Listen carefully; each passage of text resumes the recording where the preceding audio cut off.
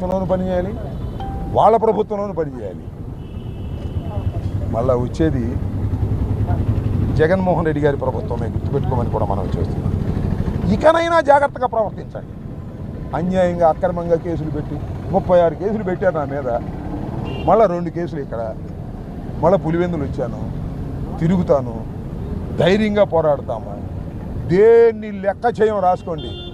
నేను అప్పుడు చెప్పా, ఇప్పుడు చెప్పా, లోకేష్ రెడ్ బుక్ నా కుక్క కూడా లెక్క చేయదని చెప్పా. మళ్ళా ఐఎమ్ రీటరేటింగ్, లోకేష్ పెట్టే కేసులు, లోకేష్ చేసే దాడులు కుక్క కూడా లెక్క చేయదు.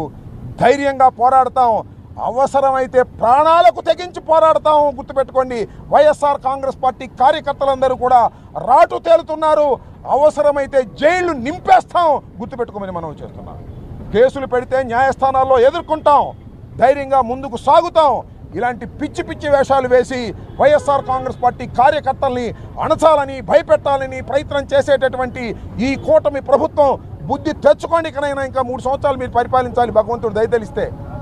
ఈ 3 సంవత్సరాలైనా ఒళ్ళు దగ్గర పెట్టుకొని చంద్రబాబు నాయుడు, లోకేష్ పరిపాలన చేస్తే మీకు ఏదన్నా ఉపయోగం ఉంటుంది తప్ప, ఇలా చేస్తే మీరు ప్రజాస్వామ్య పద్ధతుల్లో సర్వనాశనం అయిపోతారనేది కూడా గుర్తుపెట్టుకొని మీరు పరిపాలన చేయండి, అభివృద్ధి చేయండి, పోలీసులతో లా అండ్ ఆర్డర్ కాపాడండి.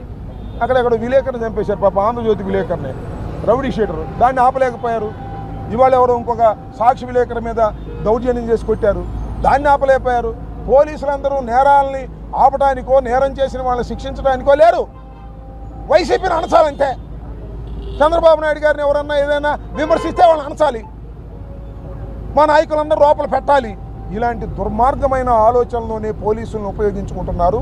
ఇది సమంజసం కాదు, గుర్తుపెట్టుకోమని కూడా మనవి చేస్తున్నా. పోలీసు అధికారులకు కూడా సవినయంగా మనవి చేస్తున్నా. మీరు తప్పు చేస్తున్నారు, మీరు చట్ట వ్యతిరేకంగా ప్రవర్తిస్తున్నారు. మీరు చట్ట వ్యతిరేకంగా ప్రవర్తించే ప్రతి పోలీస్ ఆఫీసర్ని కూడా మా ప్రభుత్వం వచ్చిన తర్వాత నిలబెడతాం న్యాయస్థానాల ముందనేది కూడా గుర్తుపెట్టుకోమని ఈ సందర్భంగా చెబుతూ, మరి వేంపల్లి అయిపోయింది, పులివెందులు వెళ్తున్నా. మరి ఇంతటితో ఆగుతారో, ఇంకేమన్నా కుప్పంలో, పిఠాపురంలో కూడా కేసులు పెడతారో పెట్టుకోండి. We are ready for that. Thank you. Vempalli police స్టేషన్లో 25/26 రామ్మునిరెడ్డి అనే తెలుగుదేశం నాయకులు ఇచ్చినటువంటి కంప్లైంట్ మీద రిజిస్టర్ చేసిన కేసులో నన్ను పోలీసు వారు విచారణకు రమ్మనగా నేను ప్రత్యేకంగా గుంటూరు నుంచి విచారణకు రావటం జరిగింది.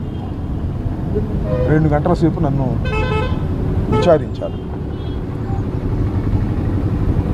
ఆ తర్వాత పులివెందుల పోలీస్ స్టేషన్లో మరో కేసు రిజిస్టర్ చేశారు. ఇక్కడ నుంచి నేను మళ్ళా పులివెందుల పోలీస్ స్టేషన్కి వెళ్ళి అక్కడ హాజరై ఆ విచారణలో కూడా పాల్గొంటాను.